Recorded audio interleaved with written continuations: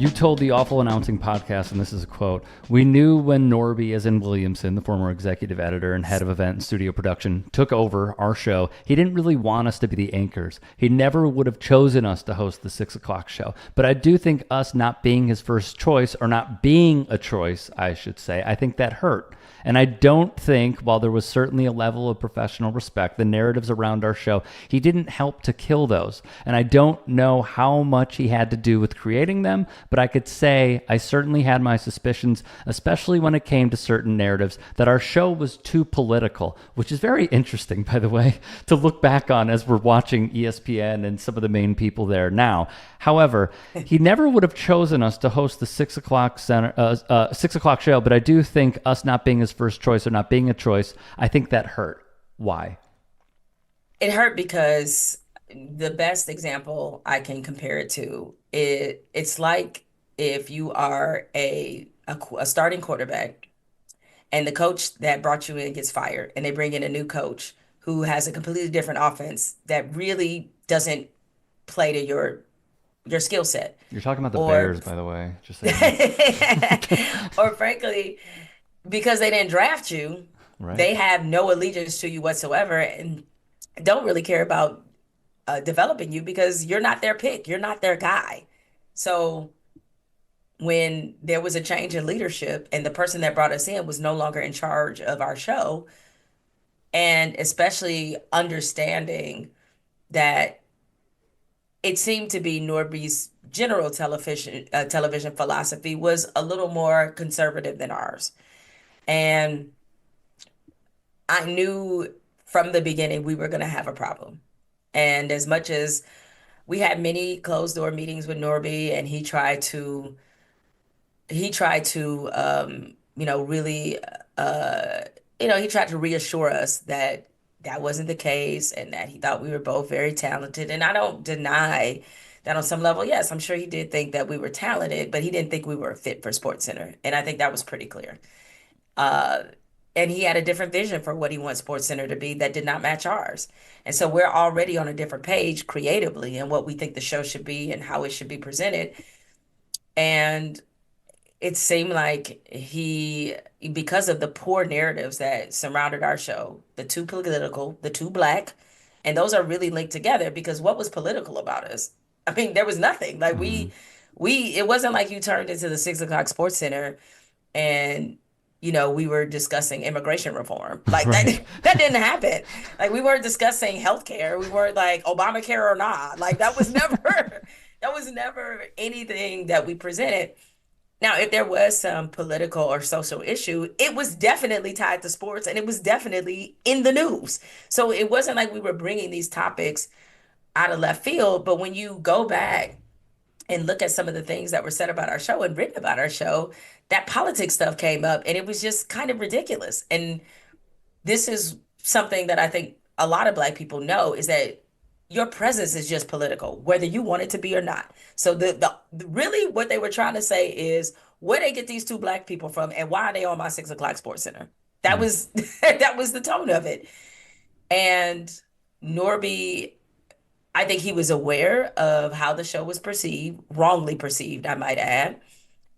And sooner, uh, not too long into his time there, he he did a lot to de-blackify the show. Okay. And that even included the fact that like when we used to open the show, it would be Mike and I welcoming people into the 6 o'clock Sports Center. We're both on camera together. This is how we always did things because we wanted people to know, hey, we're welcoming you in. You're coming to visit our house. Come grab a plate, be merry. This is our house.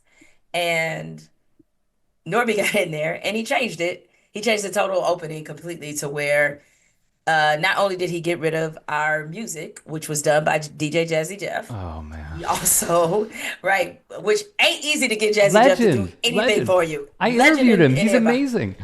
He's incredible, right? Yes. Not easy to get him to do things for you. And he did it for us because he rocked with us.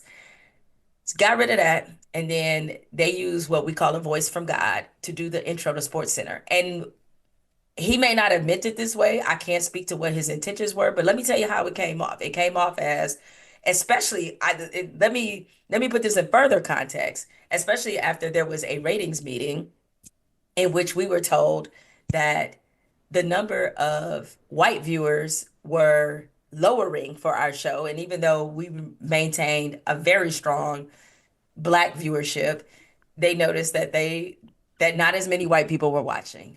And then suddenly all these changes come.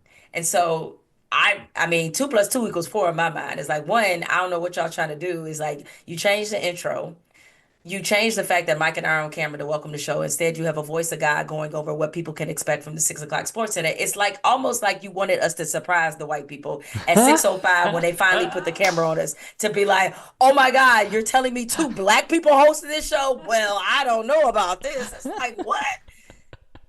So suddenly our personality wall that had Biggie on it, Obama, John Carlos, and Tommy Smith, all that had to come down.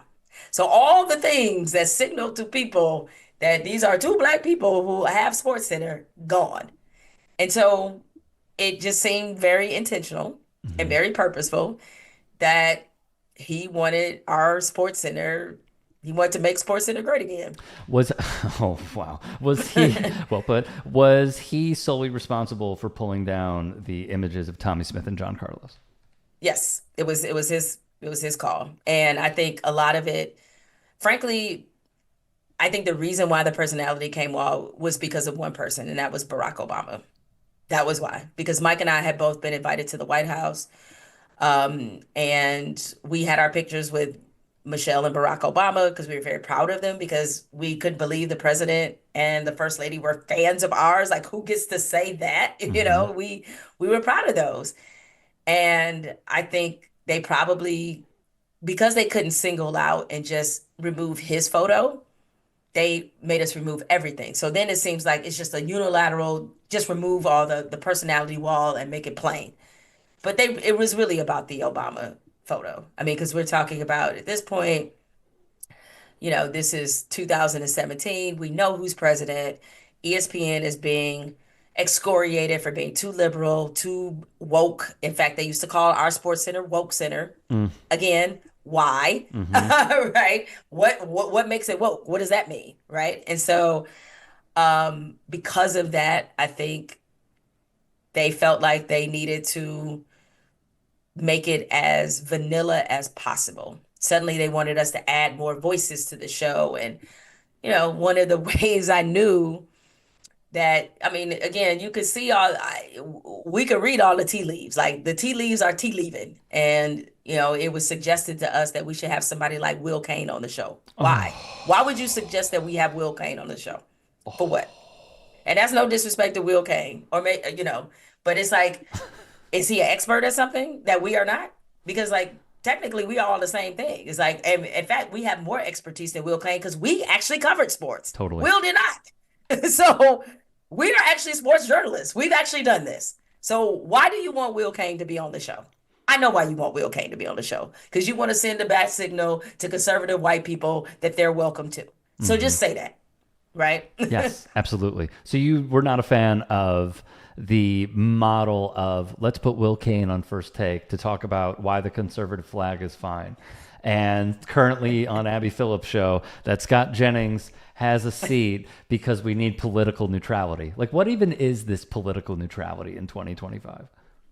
Well, I think, and those shows, when you're talking about opinion shows, I guess it's a little bit different because you are trying to have a wide range of opinions. Like that's generally the purpose of them. So Fair. I get that.